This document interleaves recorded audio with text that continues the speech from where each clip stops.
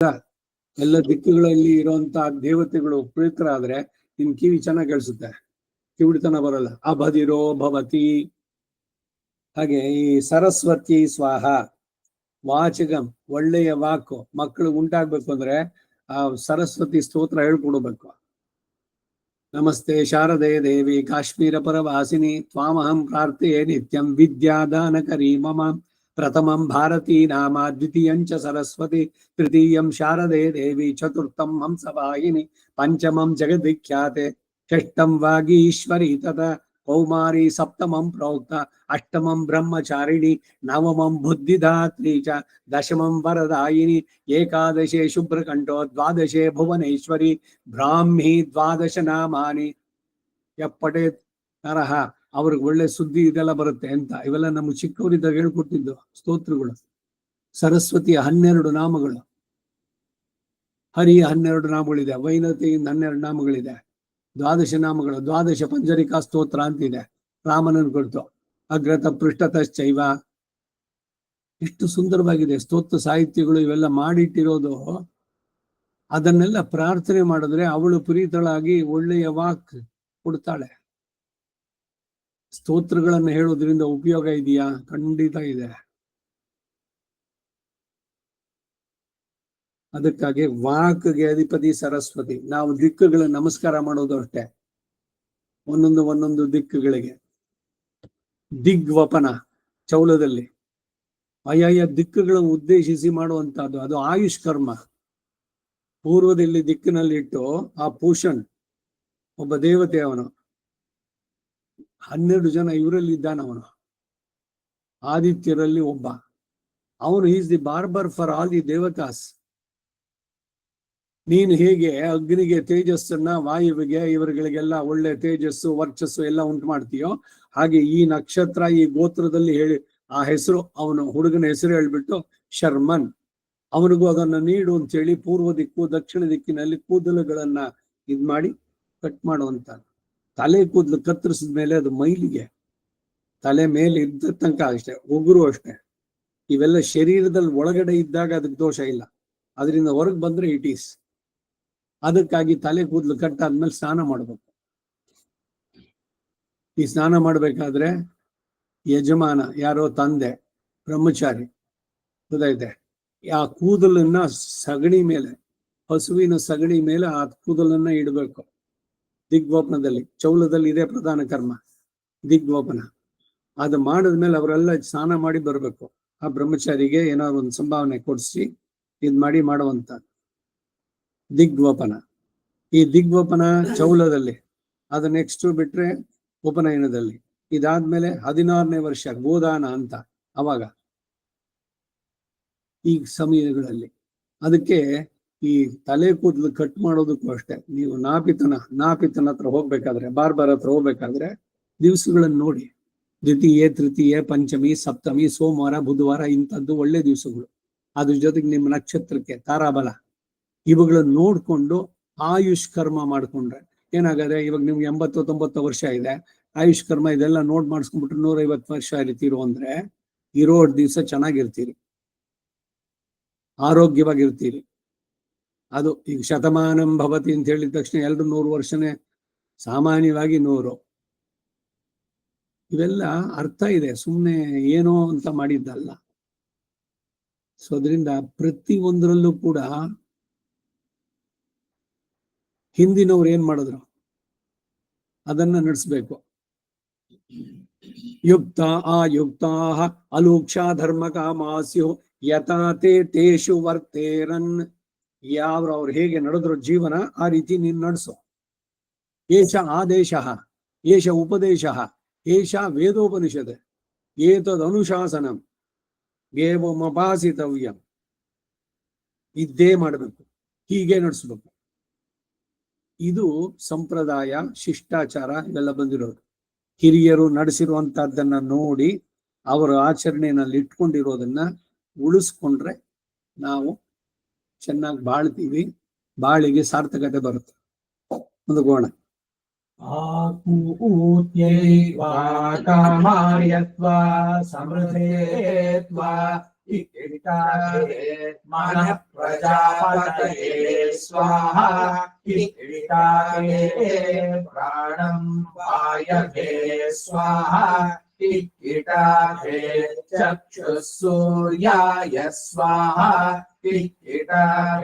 श्रोत्रं द्यावा पृथिवी स्वाहा वाचकं सरस्वत्यै स्वाहा त्वं तुरीया वशिनी वशासि सकृत्य त्वा मनसा गर्भ आशयते वशात्वं वशिनी गच्छ देवान् सत्या संतु देवान् सत्या ಅದೆರಡು ಸೇರಿದಾಗ ಥಾ ಬರುತ್ತೆ ದೇವಾನ್ ಸತ್ಯ ಸಂತು ಯಜಮಾನಸ್ಯ ಕಾಮಾಃ वशात्वं वशिनी गच्छ देवान् सत्या सन्तु यजमानस्य कामाः वशात्वं वशिनी गच्छ देवान् सत्या सन्तु यजमानस्य कामाः अजासिरयिष्टा पृथिव्यागं सीधोर्ध्वान्तरिक्ष मुपतिष्ठस्व दिविते बृहद्भाः अजासीरयिष्ठा पृथिव्यागं सीधोर्ध्वान्तरिक्षमुपतिष्ठस्व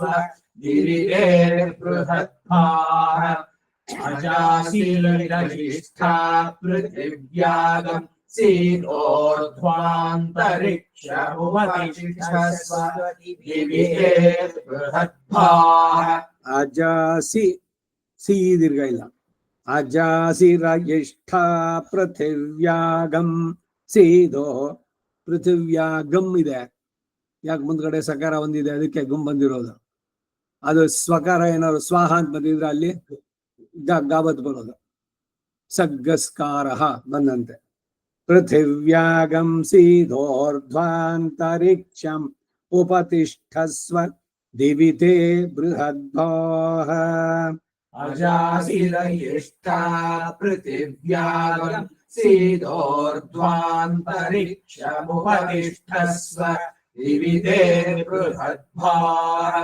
अजासिरयिष्ठा पृथिव्यागं सीधोर्ध्वान्तरिक्षमुपतिष्ठस्व दिविते बृहद्भाः तन्तुं तन्मन् रजसो भानुमन्विः ज्योतिष्मतः पथो रक्ष धिया कृतान् तन्तुं तन्मन् रजसो भानुमन्विः ज्योतिष्मतः पथो रक्ष धिया कृतान् तन्तुं तन्मन् रजसो भानुमन्विः ज्योतिष्मतः पथो रक्ष धिया कृतान् अनुल्बणं वयतजो गुवामपोः मनुर्भव जनया दैव्यम् ಅಲ್ಲಿ ವಾಕ್ಯ ಐತ್ವ ಇದ್ರ ತೆಗೆದಾಕಿ ದೈವ್ಯಂ ಅಷ್ಟೇ ಅದು ದೈವ್ಯಂ ಜನಂ अनुल्बणं वयतजो गुवामपो मनुर्भव जनया दैव्यं जनम् अनुल्बणं वयतजो गुवामपो मनुर्भव जनया दैव्यं जनम् मनसो हविरसि प्रजापतेर्वर्णो गात्राणां ते गात्रभाजो भूयास्म मनसो हविरसि प्रजापतेर्वर्णो गात्राणां ते गात्रभाजो भूयास्म मनसो हविरसि प्रजापतेर्वर्णो गात्राणां ते गात्रभाजो भूयास्म सरस्वत्यै स्वाहा मनुस्त्रयोदश च सरस्वत्यै स्वाहा मनुस्त्रयोदश च सरस्वत्यै स्वाहा मनुस्त्रयोदश च ಈ ಅನುವಾಕ ಸ್ವಲ್ಪ ದೊಡ್ಡದಾಗಿದೆ, ಸರಿಯಾಗಿ ಕೇಳಿಸ್ಕೊಳ್ಳಿ. ಇಮೇ ವೈ ಸಹಸ್ತಾಂತೆ ವಾಯುರ್ವ್ಯವಾತೆ ಗರ್ಭಮದಧಾತ ತಗಂ ಸೋಮ ಪ್ರಾಜನಯದಗ್ನಿ ಅಗ್ರಸತ ಪ್ರಾಜನಯದಗ್ನಿರಗ್ರಸತ ಸ ಏತಂ ಪ್ರಜಾಪತಿರಾಗ್ನೇಯಂ ಅಷ್ಟಾಗಪಾಲಮಪಶ್ಯತ್ತಂ ನಿರವಪತ್ತೇ ನೈವೈನಾಮಗ್ನೇ अधिनिरक्रीणात् तस्मादप्यन्य देवत्यामालभम देवत्यामालभमान ದೇವತ್ಯಾಂ ಆಲಭಮಾನ ಪದ ಬಿಡಿಸಿದ್ರೆ ದೇವತ್ಯಾಮಾಲಭಮಾನ ಆಗ್ನೇಯಂ ಅಷ್ಟಾಗಪಾಲಂ ಪುರಸ್ತಾ ನಿರ್ವಪೇ ಅಗ್ನೇರೇವೈನಾಂ ಅಧಿನಿಷ್ಕ್ರಿಯಾ ಲಭತೆ ವಾಯುರ್ವ್ಯವಾತ್ ತಸ್ಮಾತ್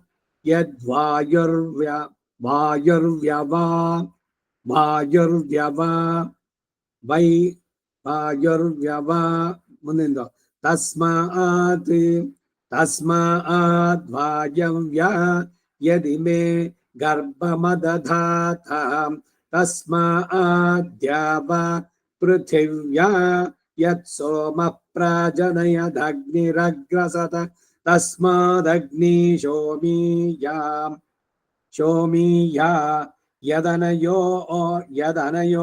ಯದನಯೋರ್ವಿಯತ್ಯೋರ್ ವಾಗವದತ್ ತಸ್ಮಾತ್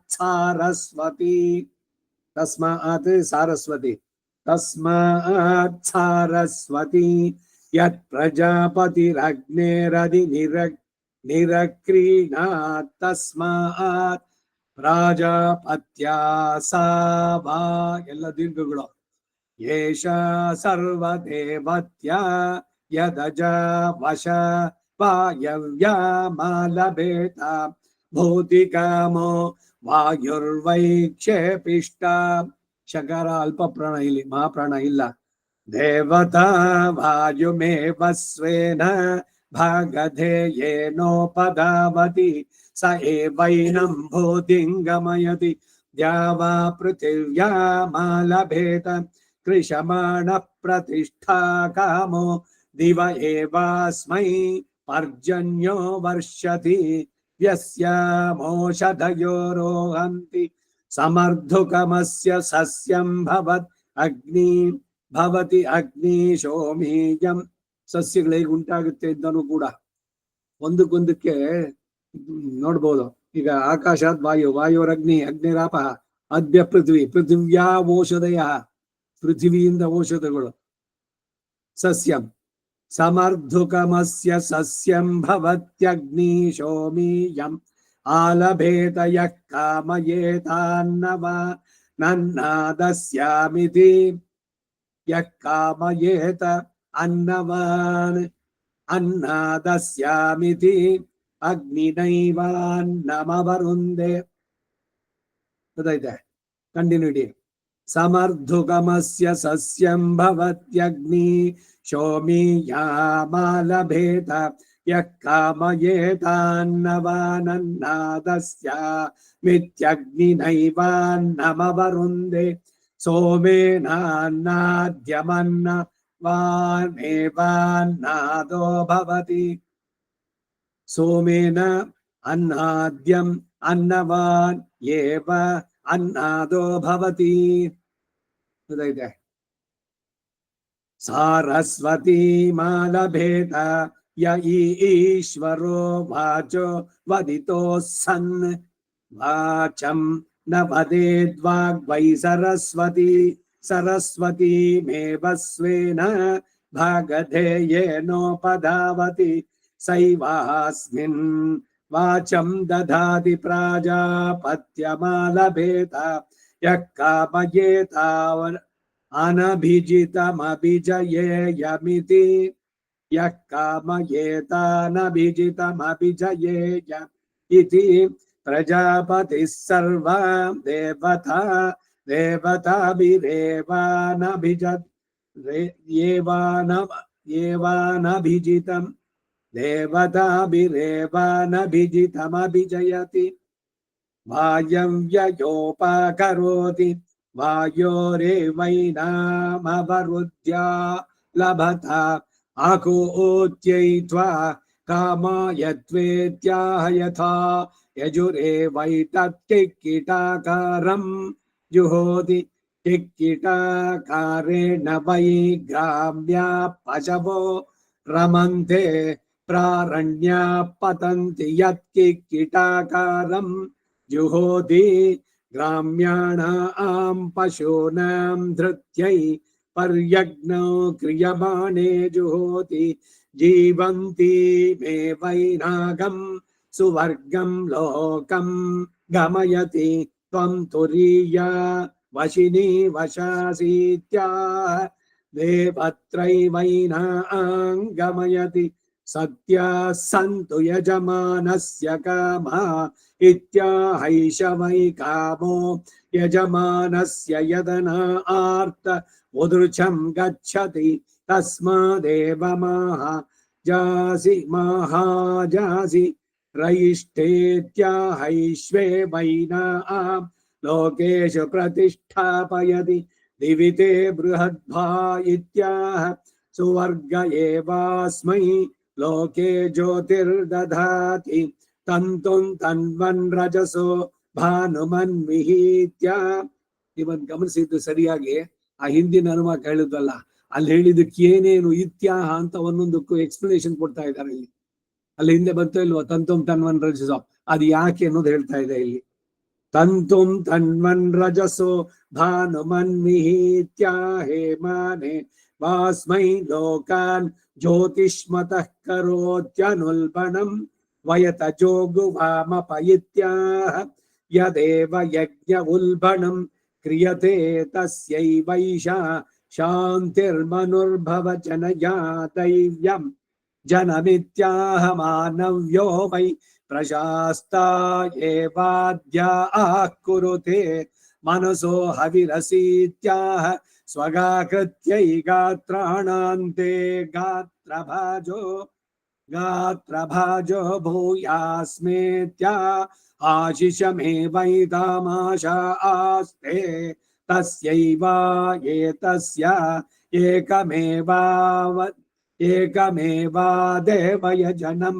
ನಾನು ಹೇಳಿದ್ನಲ್ಲ ದೇವಯಜನಂ, ಏಕಮೇವಾ ದೇವಯಜನಂ ಯದಾ ಲಬ್ಧ್ವಾಯಾಮಭ್ರೋ ಭವತಿ ಯದಾ ಲಬ್ಧಾಯಾಮಭ್ರಸ್ಯಾತ್ ಅಪ್ಸು ವಾ ಪ್ರವೇಶಯೇತ್ ಸರ್ವಾಂ ವಾ ಪ್ರಾಶ್ನೀಯಾದ್ಯದಪ್ಸು ಪ್ರವೇಶಯೇತ್ ಯಜ್ಞವೇಶ ಸಂಕುರ್ಯಾತ್ ಸರ್ವಾಮೇವ ಪ್ರಾಶ್ನೀಯಾತ್. ಉದಕ್ ಮಾಡಿಸಿದ್ಮೇಲೆ ಬರೀ ಯಜಮಾನರುಗಳಿಗೆ ಮಾತ್ರ ತೀರ್ಥ ಅಲ್ಲ, ನಾವುಗಳು ತಗೋಬೇಕು. ಮಂತ್ರಭೂತವಾಗಿ ಹೇಳಿದ್ದೀರಿ, ಆಮಯಾವಿ ಚಿನ್ವಿತ ಆಪೋ ವೈ ಭೇಷಜಂ ಭೇಷಜಮೇವಾಸ್ಮೈ ಕರೋತಿ ಸರ್ವಮಾಯುರೇತಿ. ಎಲ್ಲ ರೀತಿಯ ರೋಗಗಳಿಗೆ ಔಷಧ ಅದು. ಅಷ್ಟು 1.5 ಗಂಟೆ ಕಾಲ ಒಬ್ಬೊಬ್ಬರನ್ನು ಒಂದೊಂದು ದಿಕ್ಕಿಗೆ ಅಂತ ಅಫಿಷಿಯೇಟ್ ಮಾಡಿ ಅವರೆಲ್ಲ ಹೇಳಿದ್ದು ಆ ದರ್ಬೆಯಿಂದ ಮುಖಾಂತರ ನೀರೊಳಗೆ ಬಂದು, ನೀರಿನಲ್ಲಿ ಅಷ್ಟು ಮುಖ್ಯವಾದದ್ದು ಅದರಿಂದ ಅಭಿಷೇಕಗಳು. ಹಿಂದೆ ಎಲ್ಲ ನಾವು ಇವಾಗ ಉಪನಯನ ಅಂದ್ರೆ ಆ ಬ್ರಹ್ಮಚಾರಿ ಒಬ್ಬರಿಗೇನೆ ಇದ್ ಮಾಡ್ತಾ ಇದ್ವಿ. ಈಗೇನ್ ಮಾಡಿದೀನಿ ಗೊತ್ತಾ, ನಾನು ಆ ದಂಪತಿಗಳು ಎಲ್ರನ್ನೂ ಕೂರಿಸ್ಬಿಡ್ತೀನಿ, ಎಲ್ರಿಗೂ ಅಭಿಷೇಕ. ಅಯ್ಯೋ ಇವಳಿಗೆಲ್ಲ ಎಂತಕ್ಕೆ, ಯಾಕೆಂದ್ರೆ ಅಷ್ಟು ಚೆನ್ನಾಗಿದೆ. If you understand the significance of udak shanti theertha, ಆ ತೀರ್ಥ ಎಲ್ಲರೂ ತಗೋಬೇಕು. ಇನ್ನು ಕೆಲವು ಕಡೆನಲ್ಲಿ ಎಲ್ರಿಗೂ ಕೂಡಿ ತೀರ್ಥ, ಯಾರ್ಯಾರು ಸೇರಿದ್ರು ಅಷ್ಟು ಜನಕ್ಕೆ ಉದಕ್ ಶಾಂತಿ ತೀರ್ಥ. ಆಪಯಿದ್ವಾವ ಭೇಷಜಿ ಆಪೋ ರಮೀವ ಚಾತನಿ ಆಪಹ ಸರ್ವಸ್ಯ ಭೇಷಜಿ. ಈ ತೀರ್ಥ ಎಲ್ಲ ರೋಗಗಳಿಗೆ ಔಷಧ. ಆಮಯಾವಿ ಚಿನ್ವೀತ ಆಪೋ ವೈ ಭೇಷಜಂ ಭೇಷಜಮೇವಾಸ್ಮೈ ಕರೋತಿ ಸರ್ವಮಾಯುರೇತಿ. ಪುರುಷರು ಓಂಕಾರ ಹೇಳಿ ತಗೊಂಡ್ರೆ ಸ್ತ್ರೀಯರು ಓಂಕಾರದಿಂದ ಸ್ವೀಕಾರ ಮಾಡ್ಬೇಕು. ಸರ್ವಮೇವ ಪ್ರಾಶ್ನೀಯಾತ್ ಇಂದ್ರಿಯಮೇವಾತ್ಮನ್ ಧತ್ತೆ ಸಾ ವಾ ಏಷ ತ್ರಯಾಣಮೇವಾವರುದ್ಧ संवत्सर सदस्सहस्रयाजिनो गृहमेदिनस्त एवैतया यजेरन्तेषा मे वैशाप्ता। इमे वै सहास्तान्ते वायुर्व्यवाप्ते गर्भमदधाताम् तवं सोम प्रजनयदग्निरग्रसद स एतं प्रजापतिरामेयमष्टाकपालमपश्यत्तं निरवपत्तेनैवैनामग्नेरधि निरक्रीणात् तस्मादप्यन्यदेवत्यामालभमान आग्नेयमष्टाकपालम् पुरस्तान्निर्वपेदग्नेरेवैनामधि निष्क्रिया लभते यत् वायुर्व्यवात्तस्माद्वायव्या यदिवे गर्भमदधाताम् तस्माद्या वा पृथिव्या यत्सोमः प्राजनयदग्निरग्रसत तस्मादग्निशोमीया यदनयोर्विहद्योर्वागवदत्तस्मात् सरस्वती यत्प्रजापतिरग्नेरधि निरक्रीणात् तस्मात् प्राजापत्या सामयेषा सर्वदेवत्या यदजा वशा वायव्यामालभेत भूतिकामो वायुर्वैक्षेपिष्टा देवता वायुमेव स्वेन भागधेयेनोपधावति स एवैनं भूतिं गमयति द्या वा पृथिव्यामालभेत विषमाण प्रतिष्ठाकामो विमयेवास्मै पर्जन्यो वर्ष्यति यस्यामोषधयो रोहन्ति समर्धुकमस्य सस्यं भवत्यग्निशोमीयामालभेत यः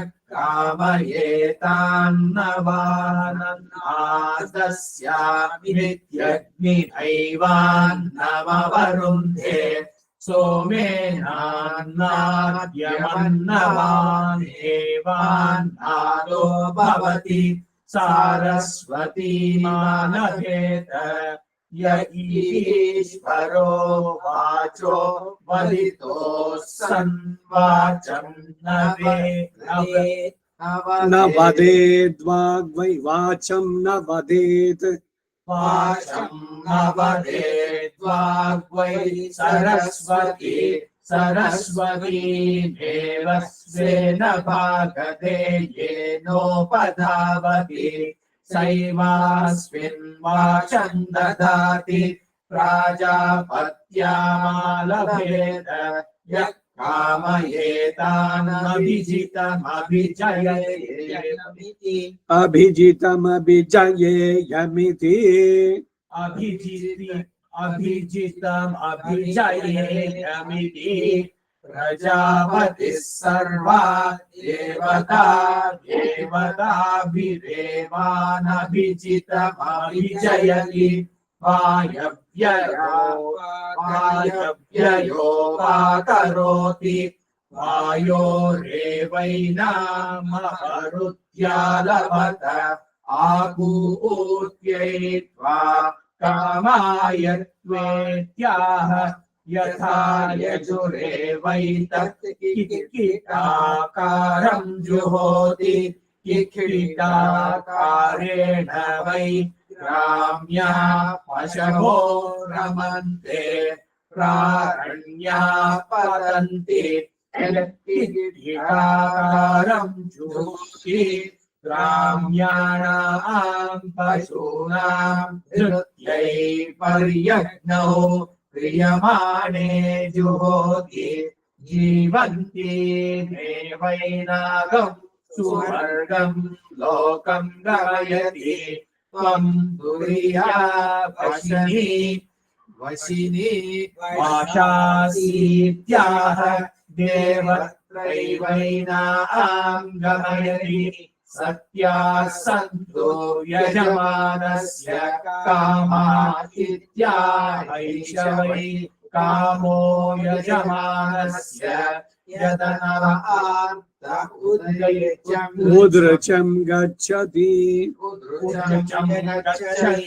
तस्मादेव महाजासि प्रतिष्ठेत्याहैष्वेवैनां लोकेषु प्रतिष्ठापयति दीर्घे बृहद्भागित्याह सुवर्ग एवास्मै लोके ज्योतिर्दधाति तन्तुं तन्मन्त्रजसो भानुमन्वीर्या एमानेवास्मै लोकान् ज्योतिष्मतः करोत्यनुल्बणं वयत जोगुवामपरित्याह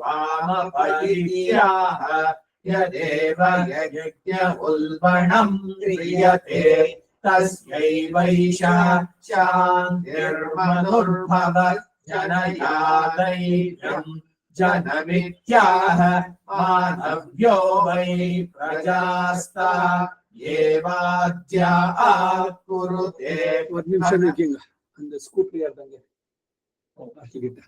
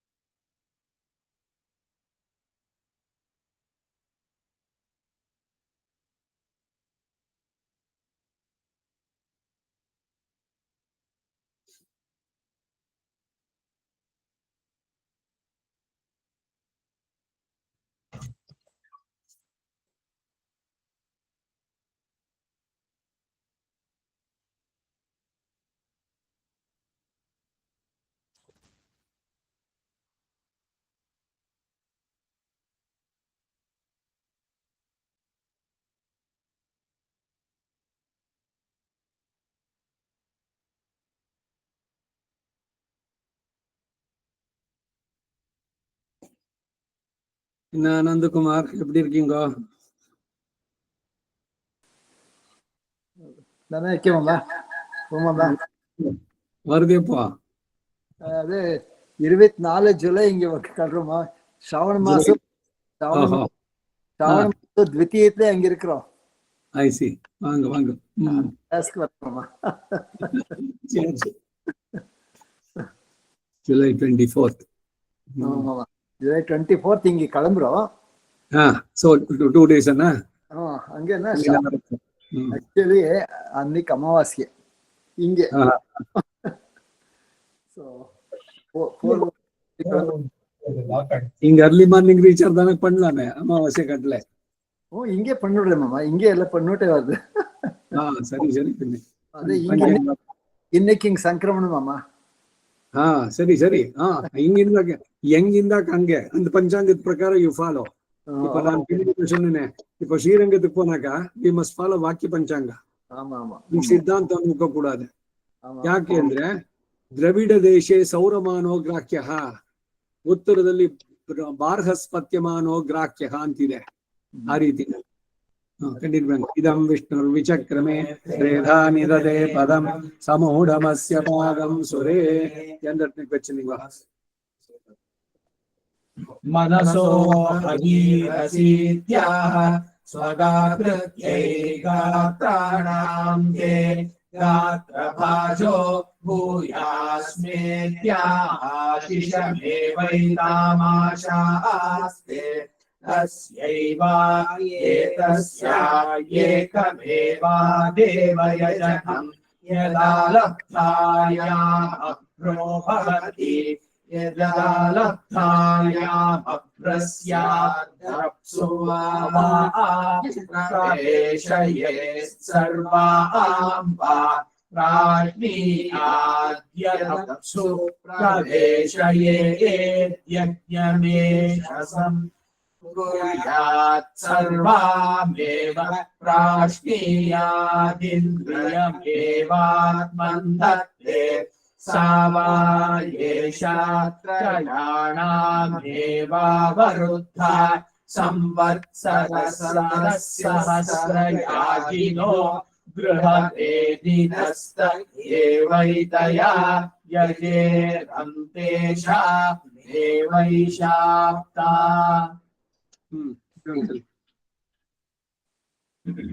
इमे वै सहास्तान्ते वायुर्व्यपात्ते गर्भमददाताम् तगं सोम प्रजनयदग्निरग्रसत स एतं प्रजापतिराज्ञेयमष्टाकपालमपश्यत्तं निरवपत्ते नैवैनामग्नेरपि निरक्रीणात् तस्मादप्यन्यते भक्त्यामालभमान आग्नेयमष्टाकपालम् पुरस्तान्निर्वपेदग्नेरेवैनामधि निष्क्रियालभते यत् वायुर्व्यवहात् तस्मात् वायव्यायदिने गर्भमदधाताम् तस्माद्या पृथिव्या यत् सोम प्रजनयदग्निरग्रसत तस्मादग्निशोमीया यदनयोर्विहत्योर्वागवदत् तस्मात् सारस्वती यत् प्रजापतिरग्नेरधि निरक्रीणात् तस्मात् प्राजापत्या सा वा एषा सर्वदेवत्या यदजा वशा वायव्यामालभेत भूतिकामो वायुर्वै क्षेपिष्ठा देवता वायुमेव स्वेन भागते येनोपधावति स एवैनं भूतिं गमयति द्यावा पृथिव्यामालभेत कृष्यमाण प्रतिष्ठा कामो दिव एवास्मै पर्जन्यो वर्ष्यति यस्यामोषधयो रोहन्ति समर्थुकमस्य सस्यं भवत्यग्निशोमीयामालभेत यः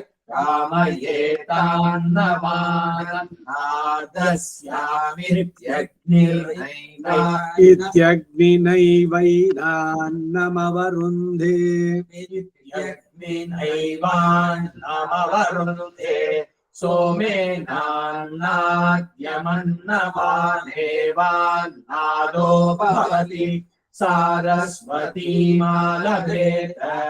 य ईश्वरो वाचो वदितो सन् वाचं न वदेद्वाग्वै ಇಲ್ಲಿ ವದಿತೋ ಸನ್ ಒಂದ್ ಪಾಸ್ ಕೊಡಿ. ಅದ್ಯಾಕಂದ್ರೆ ಸನ್ ವಾಚೋ 4 ವಾವತ್ತು ಸೇರ್ಬಾರ್ದಲ್ಲಿ, ಅದಕ್ಕಾಗಿ ಆ ಕಾಮ ಇರೋದು. ವದಿತೋ ಸನ್ ವಾಚಂ ನ ವದೇದ್ವಾಗ್ವೈ ಸರಸ್ವತಿ.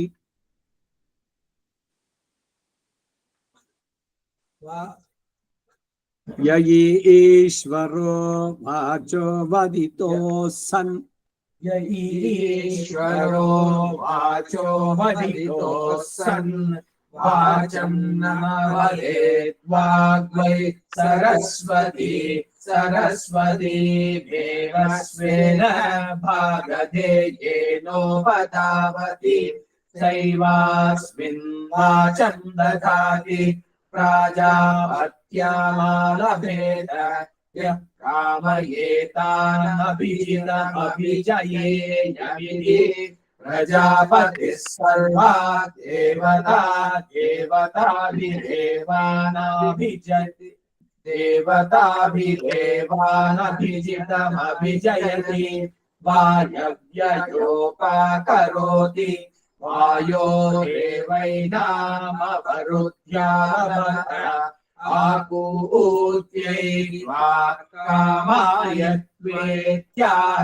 यथा यजुरेवैतत्किरीटाकारं जुहोति किरीटाकारेण वै ग्राम्या पशवो रमन्ते रारण्याः पतन्ति किरीटाकारं जुहोति ग्राम्याणां पशूनां कृत्यै पर्यग्नौ क्रियमाणे जुहोति जीवन्ति देवैनागं सुवर्गं लोकं गमयति त्वं भूरिया वशिरिया वशी वशासीत्याह देवत्रैवैनां गमयति सत्या सन्धो यजमानस्य कामायित्या ऐष वै कामो यजमानस्य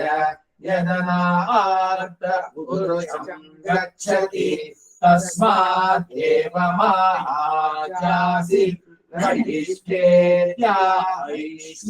रयिष्ठेत्याैश्वेवैनां लोकेषु प्रतिष्ठापयति दिविते बृहद्भायित्याह सुवर्ग एवास्मै लोके ज्योतिर्ददाति तन्तुं तन्वन् रजसो भानुमन्विहीत्यादेवानेवास्मै लोकान् ज्योतिष्मतः करोत्यनुल्बणं वयत जोहुवामपरित्यायतेव यज्ञ उल्बणं क्रियते तस्यैवैषा शान्तिर्मनुर्भव जनया दैव्यं जनमित्याह मानव्यो वै प्रजास्ता येवाद्याः पुरुते मनसो ಹವಿರಸಿ ದೀರ್ಘ ಇಲ್ಲ ಹವಿರಸೀತ್ಯಾಹ ಹವೀರಸಿ ಇಲ್ಲ ಇದ್ಯಾ ತೆಗಿರಿ ಮನಸ್ಸು ಹವಿರಸಿ ಅಷ್ಟೇ मनसो अभिरसीत्याह स्वगाकृत्यै गात्राणां ते गात्रवाजो भूयास्मेत्याह आशिषमेवैतामाशास्ते तस्यैवायेतस्या एकमेवा देवयजनं यदा लब्धायामभ्रो भवति यदा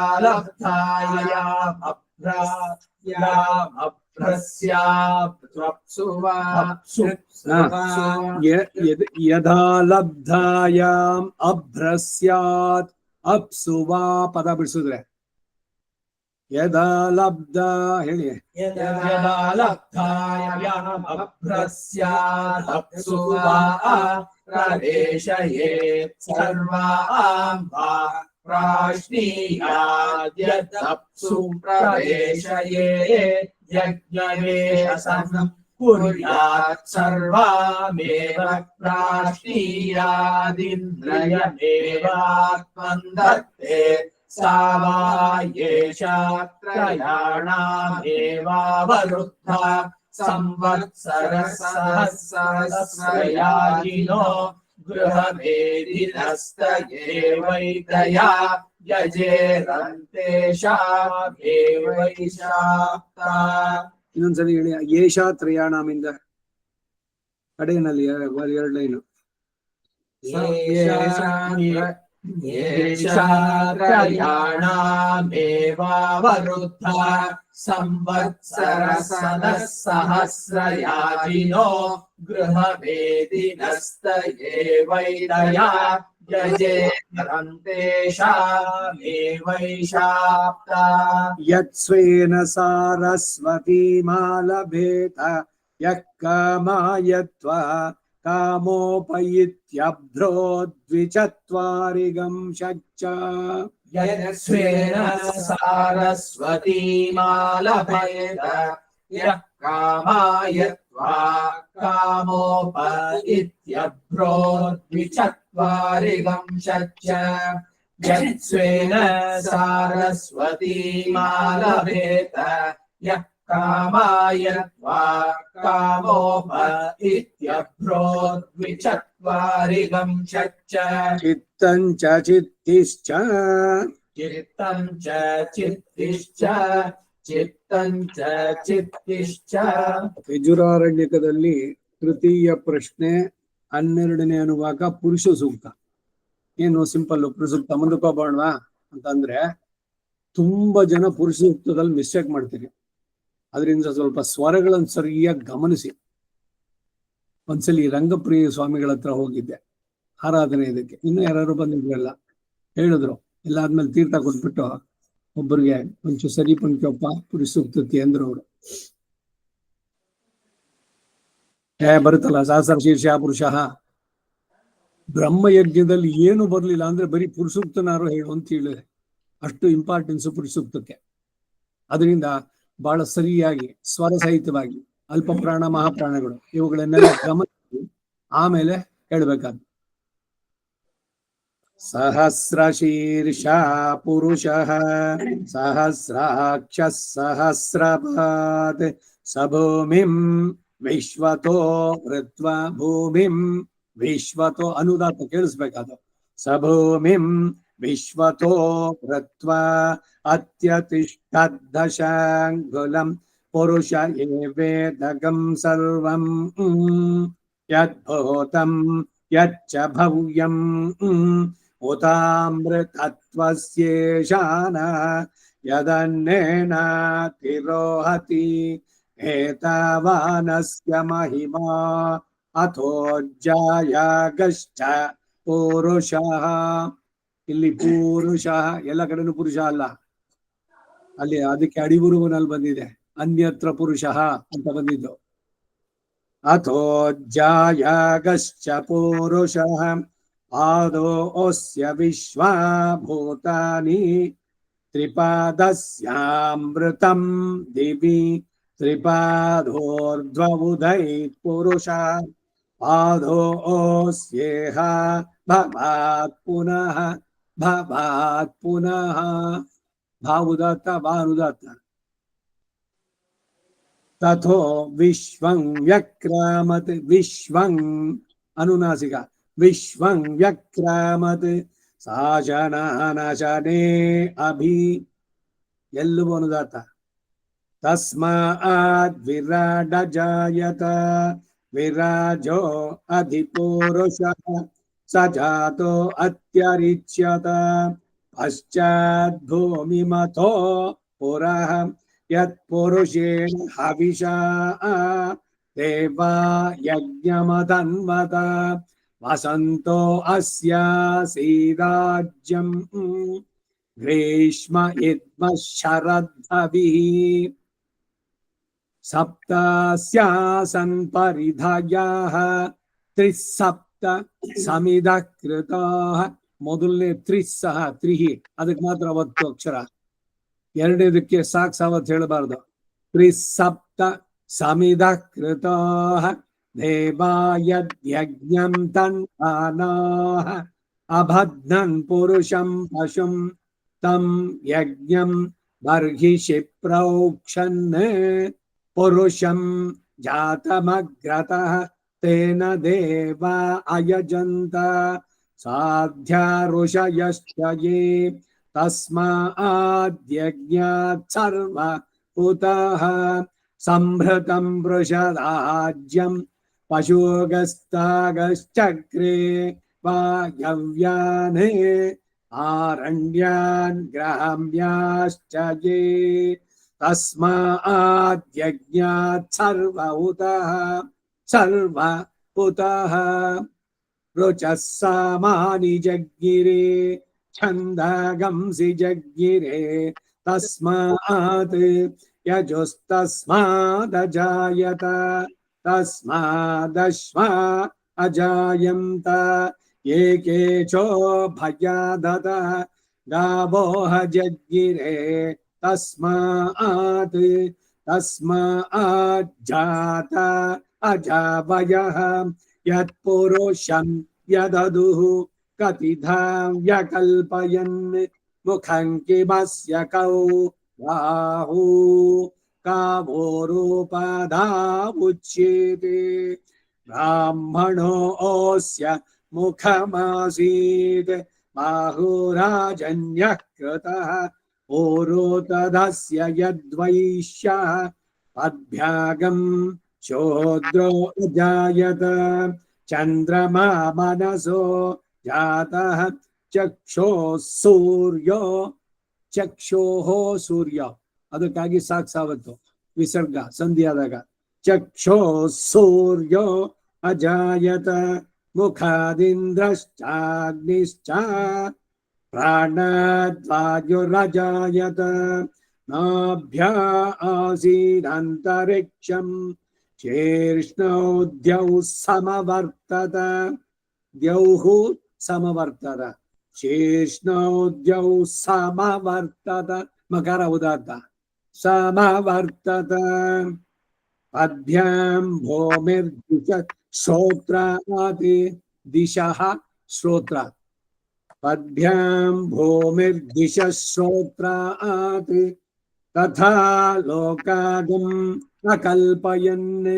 अकल्पयन् वेदाहमेतं पुरुषं महान्तम् आदित्यवर्णं तमसस्तु पारे सर्वाणि रूपाणि विचित्य धीराः नामानि कृत्वा विवदन् यदास्ते धाता पुरस्ताद्यमुदा जहार शक्रप्रविद्वान् प्रदिशश्च तस्रः तमेवं विद्वान् अमृत इह भवति नान्यः पन्था अयनाय विद्यते यज्ञेन यज्ञमयजन्त देवाः तानि धर्माणि प्रथमान् न्यासन् ते हनकं महिमानः सचन्ति यत्र पूर्वे साध्याः सन्ति देवाः साध्याः सन्ति देवाः सन्ति देवाः ती मेले दे अनुदात्त पुरुषः पुरो अग्रतो जायत कृतो कल्पयन्ना सन्वेच जायावद्नधि पुरुषः अन्यत्र पुरुषः ಹೇಳಿ सहस्रशीर्षा पुरुषः सहस्राक्षः सहस्रपादे स भूमिं विश्वतो कृत्वा अत्यतिष्ठद्दशाङ्गुलम् पुरुष एवेदगं सर्वं यद्भूतं यच्च भव्यम् उतामृतत्वस्येषानः यदन्नेनाधिरोहति एतावानस्य महिमा अधोऽजायादश्च पूरुषः पादोऽस्य विश्वा भूतानि त्रिपादस्यामृतं दिवि त्रिपादोर्ध्वबुधैः पुरुषः पादोऽस्येहाभवात् पुनः ततो विश्वं व्यक्रामत् साशनानशने अधि तस्माद् विराडजायत विराजो अधिपुरुषः स जातो अत्यरिच्यत पश्चाद्भूमिमलो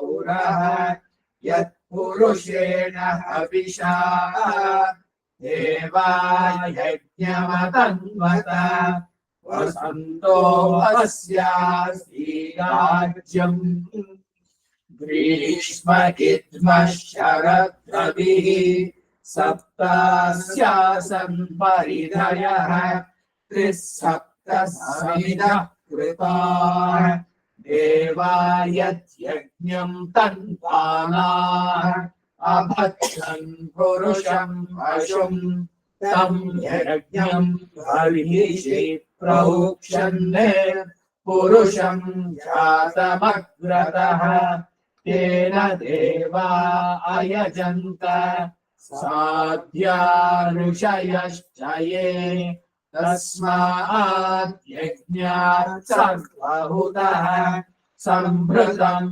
वृषभाज्यम् पशोगस्तागश्चक्रे वायव्याने आरण्यान् ग्राम्याश्रये तस्मात् यज्ञात् सर्वहुतः रुद्रः सामानि जग्निरे छन्दागंसि जग्निरे तस्मात् यजुस्तस्मादजायत तस्मादश्वा अजायन्त ये केचोभयादतः गावो जग्निरे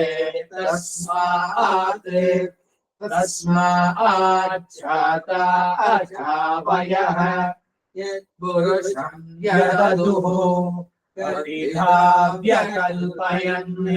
मुखं किमस्य कौ बाहु काहुरूपादामुच्येते ब्राह्मणोऽस्य मुखमासीत् बाहुराजन्यः कृतः ऊरू तदस्य यद्वैश्यः अभ्यागम् शूद्रो अजायत चन्द्रमा मनसो जातः चक्षुः सूर्यो अजायत मुखादिन्द्रश्चाग्निश्च प्राणान् वायुरजायत नाभ्या आसीत् अन्तरिक्षम् शीर्ष्णोद्यौ समवर्तत मध्याम् भूमिर्दिशश्रोत्रात् तथा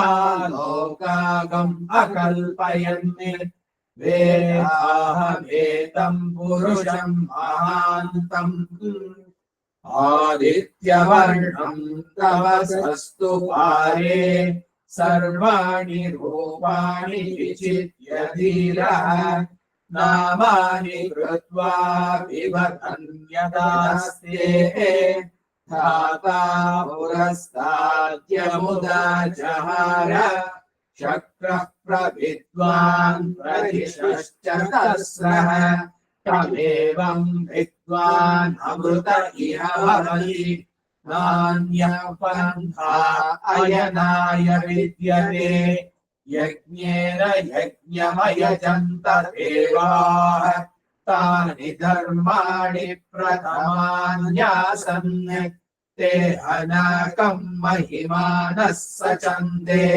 यत्र पूर्वे साध्याः सन्ति देवाः पुरुषः नसी चलुच्चुन्नागा सहस्रशीर्षा पुरुषः सहस्राक्षः सहस्रपात् स भूमिम् विश्वतो भूत्वा अत्यतिष्ठद्दशाङ्गुलम् पुरुष ये वेदकम् सर्वम् यद्भूतम् यच्च भव्यम् भूतामृतत्वस्येषानः यदन्नेनातिरोहति एतावानस्य महिमा अतो जायादश्च पूरुषः पादोऽस्य विश्वा भूतानि त्रिपादस्यामृतम् दिवि त्रिपादोर्ध्व उदैः पुरुषः आदोऽस्येहाभवात् पुनः ततो विश्वं व्यक्रामते शासनानशने अपि तस्मात् विराडजायत विराजो अधिपूरुषः स जातो अत्यरिच्यत पश्चाद्भूमिमतो पुरः यत्पुरुषेण हविषा देवायज्ञमतन्वत वसन्तो अस्यास्तीराज्यम् ग्रीष्म इग्मः शरद्धविः सप्तास्यासन् परिधयः त्रिसप्तसमिधः कृताः देवाय यज्ञम् तन्वानाः अबध्नन् पुरुषम् पशुम् तम् यज्ञम् बर्हिषि प्रोक्षन् पुरुषम् जातमग्रतः तेन देवा अयजन्त आद्या ऋषयश्च ये तस्मात् यज्ञात् सर्वभूतः संभृतम् वृषदाच्यम् पशुगस्तागश्चक्रे वायव्याने आरण्यान् ग्राम्याश्च ये तस्मात् यज्ञात् सर्वभूतः ऋचः सामानि जग्निरे छन्दागंसि जग्निरे तस्मात् यजुस्तस्मादजायत तस्मादश्वाजायन्त ये केचोभया ततः गावो हजग्निरे तस्माच्छाता अजावयः यत्पुरुषम् व्यददुः कतिधा व्यकल्पयन् मुखम् किमस्य कौ बाहु काभूरूपादा उच्येते ब्राह्मणोऽस्य मुखमासीत् बाहुराजन्यकृतः पूरूतरस्य यद्वैश्यः तद्भ्यागम् शूद्रो अजायत चन्द्रमा मनसो जातः चक्षुः सूर्यो अजायत मुखादिन्द्रश्चाग्निश्च प्राणात् वायुरजायत नाभ्या आसीदन्तरिक्षम् शीर्ष्णोद्यौ समवर्तत पद्भ्याभूमिर्दिशश्रोत्रात् तथा लोकागम् अकल्पयन् येहाहमेतम् पुरुषम् महान्तम् आदित्यवर्णम् तमसस्तु पारे सर्वाणि रूपाणि विचित्य धीरः नामानि कृत्वा निबधन्यदास्ते धाता पुरस्ताद्यमुदा जहार शक्रः प्रविद्वान् प्रदिशश्च तस्रः तमेवम् विद्वान् अमृत इह भवति नान्यः पन्था अयनाय विद्यते यज्ञेन यज्ञमयजन्त देवाः तानि धर्माणि प्रथमान्यासन् ते अनाकम् महिमानः सचन्ते यत्र पूर्वे साध्याः सन्ति देवाः पुरो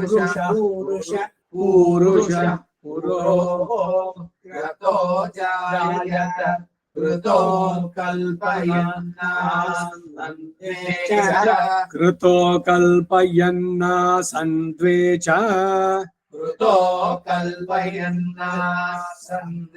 च